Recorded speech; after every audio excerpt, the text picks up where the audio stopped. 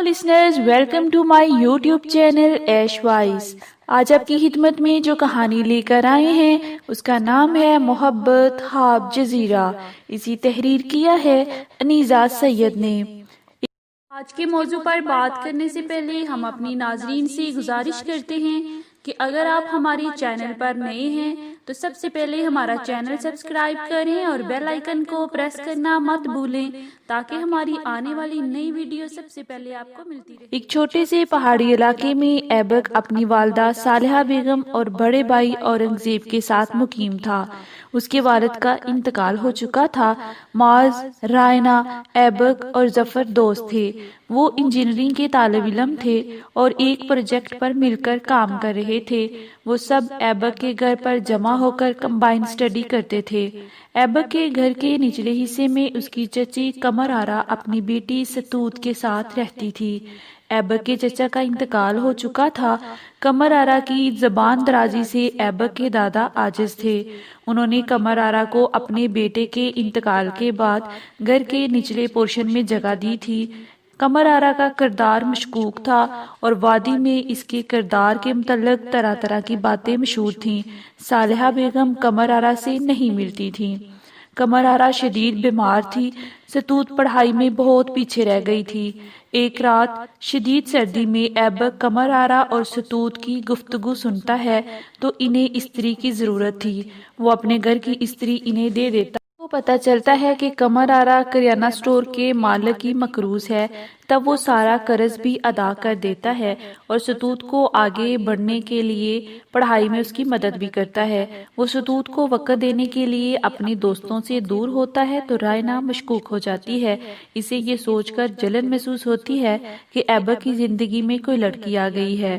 ایبک ایک دن بائک پر آتا ہے اور رائنا اس کو دیکھ لیتی ہے، لیکن اس کی نظروں میں ایبک کی بائک کے ساتھ لٹکے شاپر سے جھانکتے پھولوں کی جھلک کھپ سی گئی تھی۔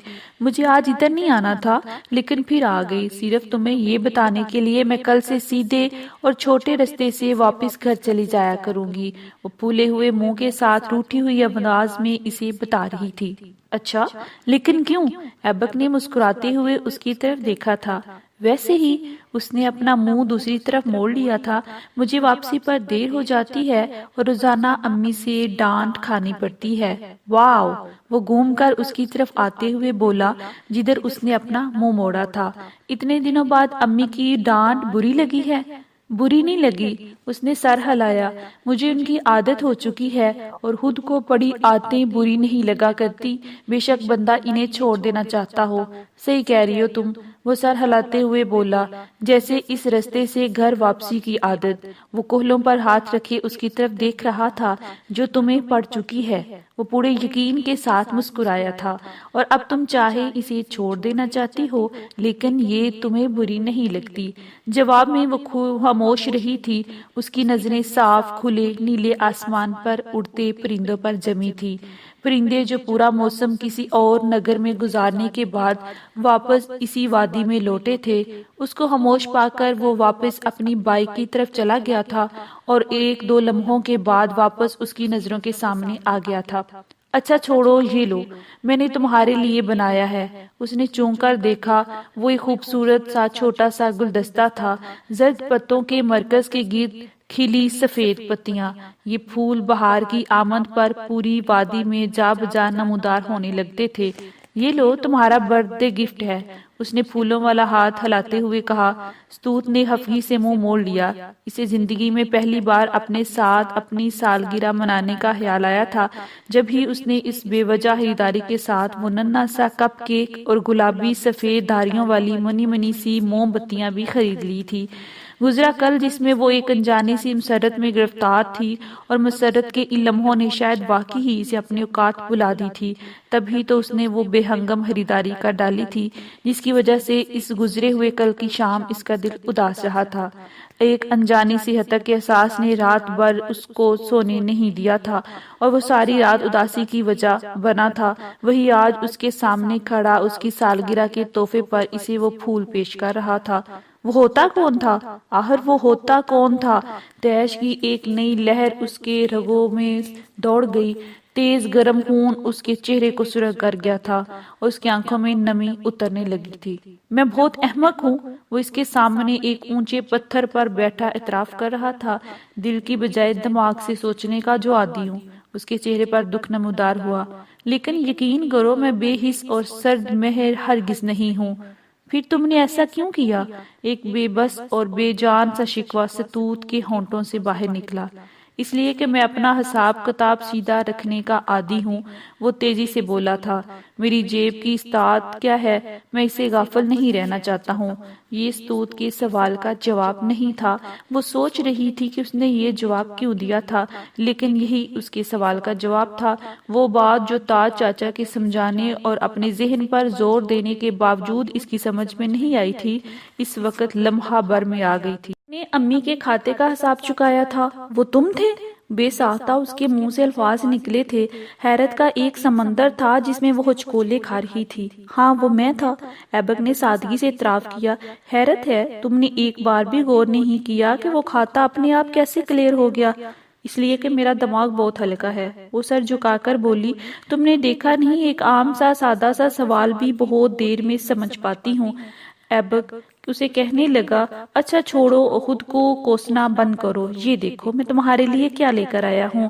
1 پاؤنڈ کا چھوٹا سا کیک جو اسٹرابیریز اور چاکلیٹ سے سجا تھا اس کی نظروں کے سامنے کیا۔ میرے ایک ٹیچر ہیں سر صابر۔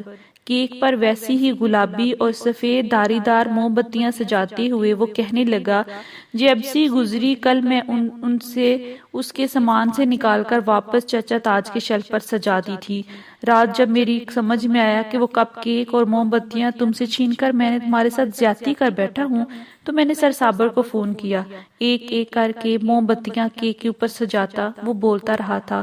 وہ کل اسلام آباد گئے تھے اور انہیں آج صبح کالج ٹائم تک واپس پہنچنا تھا۔ میں نے سر صابر کو فون کیا، اگر وہ اسلام آباد کی کسی بیکری سے میرے لیے 1 پاؤنڈ کا کیک لے آئے تو میں ان کا بڑا مشکور ہوں گا۔ وہ مسکرا دیا تھا۔ چلو برتھڈے گرل، کیک کاٹو۔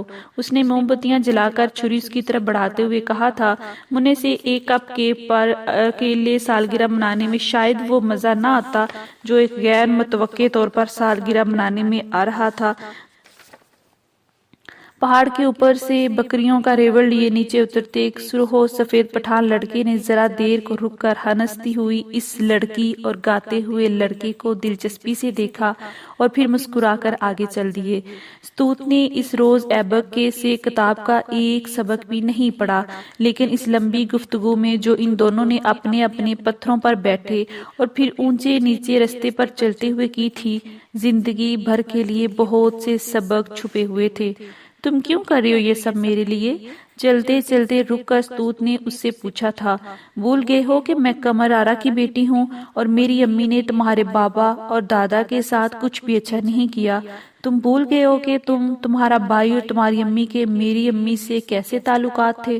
نہیں، میں نہیں بھولا ہوں، وہ جیکٹ کی جیبوں میں ہاتھ ڈالتے ہوئے بولا تھا، لیکن میرا کنسرن تمہاری امی تھوڑی ہے، میرا کنسرن تو تم ہو۔ وہ اس کے عین سامنے کھڑے ہوتے ہوئے کہہ رہا تھا۔ کنسرن؟ ستوت نے ذرا دیر اس لفظ پر غور کیا۔ اور میں تمہارا کنسرن کیوں ہوں؟ اس نے آنکھیں سکیڑتے ہوئے سوال کیا۔ پتہ نہیں، وہ شانے اچکا کر بولا، یہ تو مجھے خود بھی نہیں پتا، لیکن تمہاری مصیبتیں، پریشانیاں، دکھ، فکر اور مسائل مجھے اچھے نہیں لگتے۔ میرا دل چاہتا ہے کہ تم ایک مطمئن اور پرسکون زندگی گزارو، جیسی میں، ماما اور اورنگزیب بھائی گزارتے ہیں۔ تم اور تمہارا بھائی ایک مطمئن اور پرسکون زندگی اس لیے گزار رہے ہو کہ تمہاری ماما کا نام قمر آرا نہیں۔ دنیا کی تلخ ترین حقیقت کا بیان کتنا مشکل ہوتا ہے، اس روز ستوت کو پتہ چلا تھا۔ اس میں تمہارا کیا قصور ہے؟ تمہاری امی کا نام قمر آرا ہے۔ جواب میں وہ ٹھہری ہوئی آواز میں بولا تھا، میں نے کہا نا، میرا کنسرن تم ہو، قمر آرا نہیں۔ تم انجان ہو شاید، ستوت نے آنکھوں میں امڑتا پانی دھکیلتے ہوئے کہا۔ قمر آرا ہی تو میرا قصور ہے، اس کی آواز لرزی۔ تم نے دیکھا اور سنا نہیں؟ یہ جان کر کہ میں ان کی بیٹی ہوں، لوگوں کی نظریں اور لہجے میرے ساتھ بدل جاتے ہیں۔ وہ پلک جھپکے بغیر اسے دیکھ رہا تھا۔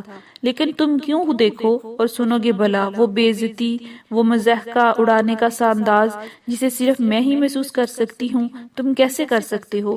تم تو خود انہی لوگوں میں سے ایک ہو جو یہ کہتے ہیں مجھے تماشا بننے کا شوق وراثت میں ملا ہے۔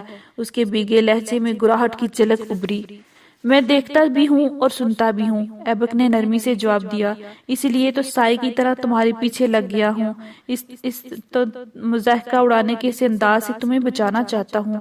میں چاہتا ہوں کہ ہر جگہ تم اپنی وجہ سے سر اٹھا کر جینا شروع کرو۔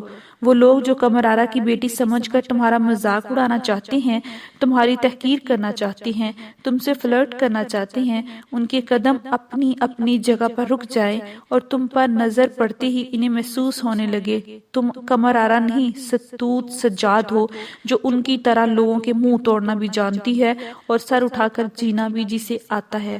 ستوت کو ایک ایک کر کے وہ سب کچھ یاد آنے لگا جو ایبک نے اس کے لیے کہا تھا۔ ہاں، وہ اسے ایک نئے رستے پر ڈال چکا تھا، سر اٹھا کر جینے کا راستہ، بد نظر اور بد لحاظ لوگوں کی پیش قدمیاں روک دینے کا راستہ۔